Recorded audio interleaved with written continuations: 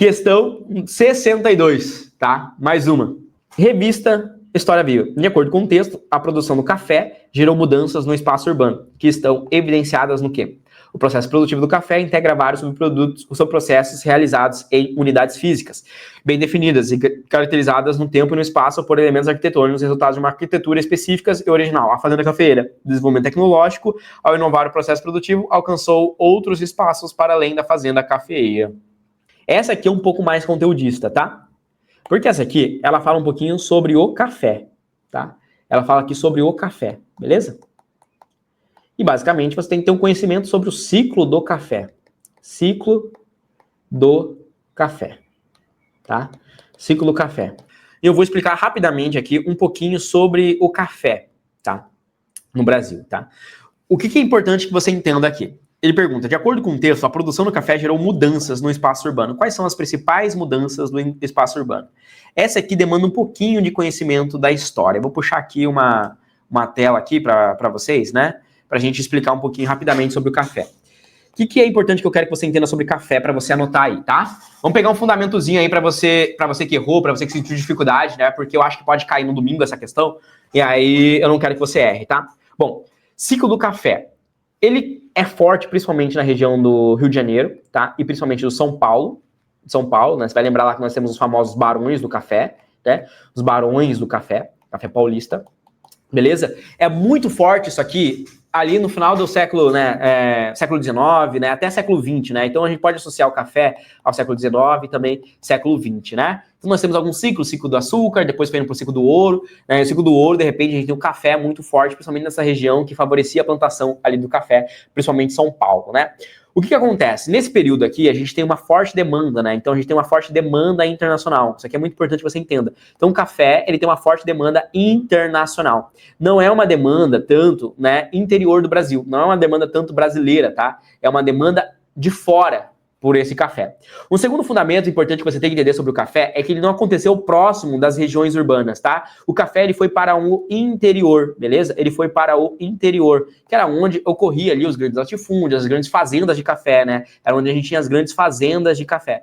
Só que esse café precisava ser escoado, e ser escoado até o Porto de Santos, né? Que era o principal porto, o Porto de Santos ali em São Paulo. Então, para escoar esse café do interior para as fazendas até o Porto de Santos, isso teve que amplificar o processo de construção de ferrovias. E aí que a gente tem, então, a grande construção de ferrovias. Até então, no passado, esse café, ele era transportado num lombo de mulas, tá? Num lombo de mulas, mas perceba que isso é muito lento. Como é que você vai pegar lá do interior de fazenda sacas e sacas de café e vai ficar transportando isso até o Porto de Santos em mulas? Então é aí que a gente começa uma grande expansão ferroviária. Junto com isso, a gente também tem uma grande expansão urbana, porque daí as cidades começam a crescer, um processo muito grande de urbanização. Até mesmo nesse período as pessoas começam, né, a ir para as cidades. E aí nesse processo aqui é que a gente tem um crescimento, principalmente São Paulo. São Paulo vai crescer muito por causa do café, tá? Dentro desse período aqui, um outro fundamento que é importante que você entenda, né, é que a gente não vai ter uma mão de obra tão escravista, porque vai ter a abolição da escravidão. Então a gente tem uma mão de obra imigrante aqui, né? E o café, a prova do Enem, ele pode trazer isso para você.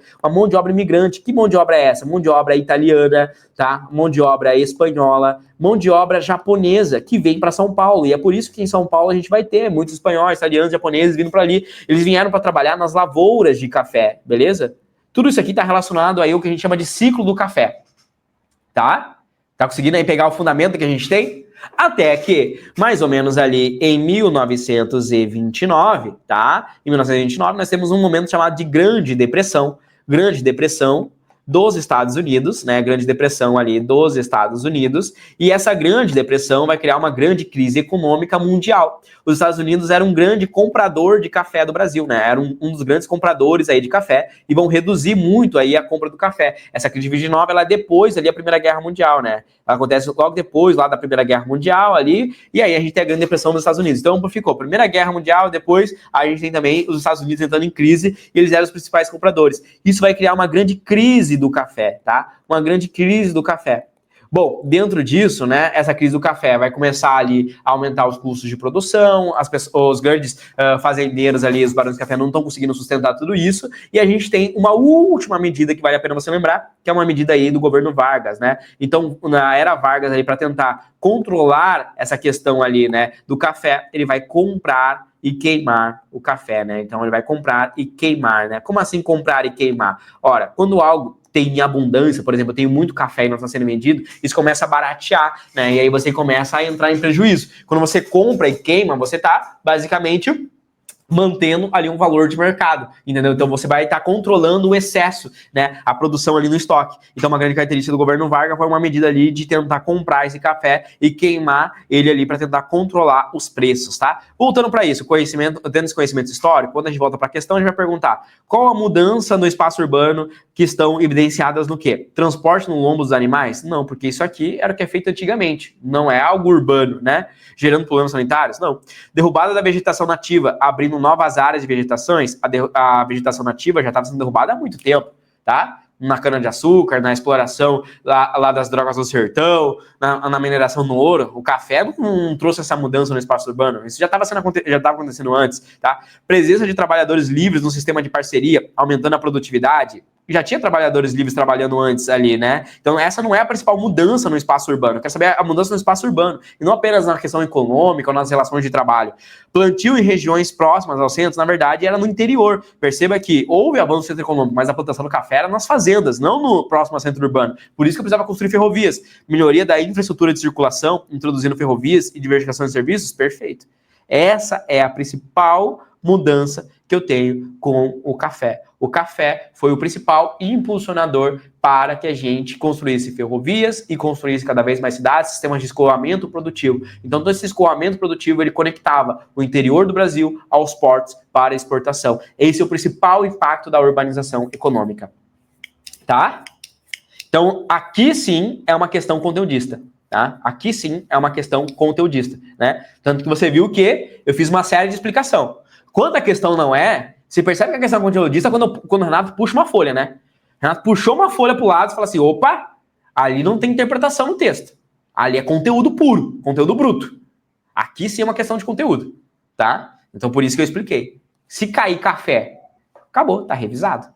Entendeu? Acabou, tá revisado. Se você gostou dessa resolução, então espera para ver o que é ter aula de todos os conteúdos para a prova do Enem dos principais vestibulares dentro da minha plataforma de estudos, que é a plataforma Memorize. Eu dou aulas ao vivo de todos os conteúdos que caem nas provas, principalmente aprofundando a nível medicina para biologia e química. Dentro do Memorize, você tem acesso a trilha de estudos, aulas gravadas, listas selecionadas, materiais e apostilas, resumos, um banco com mais de 170 mil questões, sistema de flashcards próprio integrado dentro da plataforma com mais de 5.000 flashcards, acesso a monitores que irão te orientar, comunidade de estudos, mentoria preparatória para a prova do Enem e também os vestibulares mais específicos e difíceis do Brasil. Se você está gostando então dessa resolução e quer mais, ou seja, quer se preparar em alto nível para a prova desse ano, aqui embaixo você vai encontrar o primeiro link, que é um link para você fazer parte da minha plataforma e ter aula comigo de todos os conteúdos e se preparar, elevar o seu nível para ser aprovado ainda esse ano. Clica aqui embaixo e vem fazer parte da maior e melhor plataforma de preparação para Enem e vestibulares do Brasil. Um grande abraço e eu te vejo lá dentro.